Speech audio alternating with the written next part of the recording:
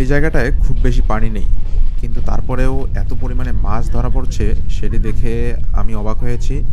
আপনারাও অবাক হবেন কিছুক্ষণের মধ্যে। প্রচুর বৃষ্টি হচ্ছিল কয়েকদিন যাবৎ। বৃষ্টিতে চারপাশে দেখছেন থই থই পানি। এই পরিবেশটা অনেকেরই খুব ভালো লাগে। মাছ ধরার জন্য সবথেকে উৎকৃষ্ট একটা পরিবেশ।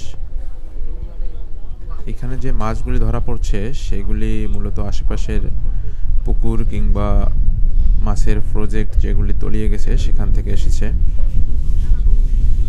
ওনারা পানির মধ্যে দৃষ্টি রাখছেন, যখনই জালের আশেপাশে মাছ চলে আসবে কিংবা জালের মধ্যে মাছ ঢুকে যাবে তখনই জালটি টানা হবে সাথে সাথে। দেখছেন আকাশ এখনও মেঘলা, কিছুক্ষণের মধ্যেই বৃষ্টি আসতে পারে।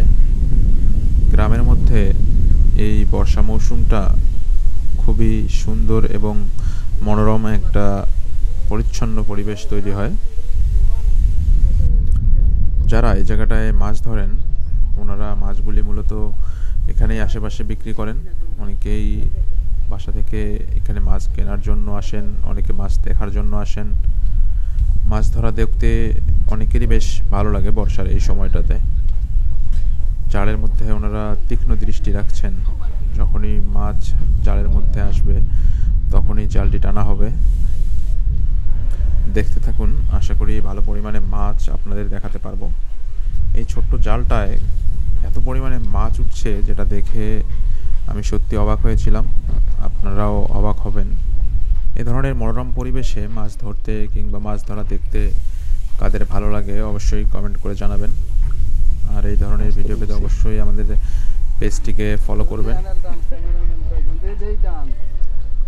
দেখছেন জালটি টানা হচ্ছে, আশা করি ভালো পরিমাণে মাছ জালের মধ্যে উঠে আসবে। মাছ কিন্তু লাফালাফি শুরু করে দিয়েছে, দেখছেন অনেকগুলি মাছ, মাশাআল্লাহ।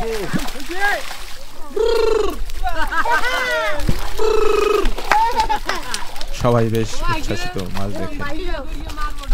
এখানে যারা মাছ ধরছেন ওনারা কিন্তু প্রফেশনাল মাছ শিকারী না, ওনারা এই বর্ষা মৌসুমে শখ করে ওনাদের জমিতে কিংবা বাড়ির আশেপাশে জাল পেতে মাছ ধরেন।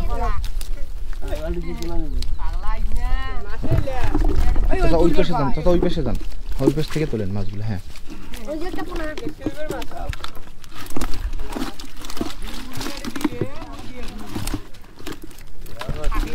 বেশ অনেকগুলি বড় মাছ উঠাতে চাচার বেশ বেগ পেতে হচ্ছে।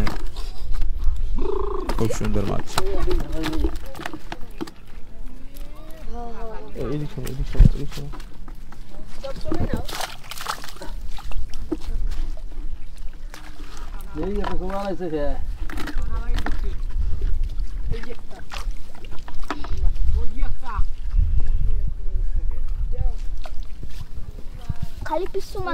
মাছগুলি ধরে এখানেই রাখা হচ্ছে এবং এখান থেকেই ধীরে ধীরে মাছগুলি বিক্রি করা হচ্ছে। আবারও জালটি ফেলা হবে এবং আবারও মাছ ধরা হবে। ধন্যবাদ।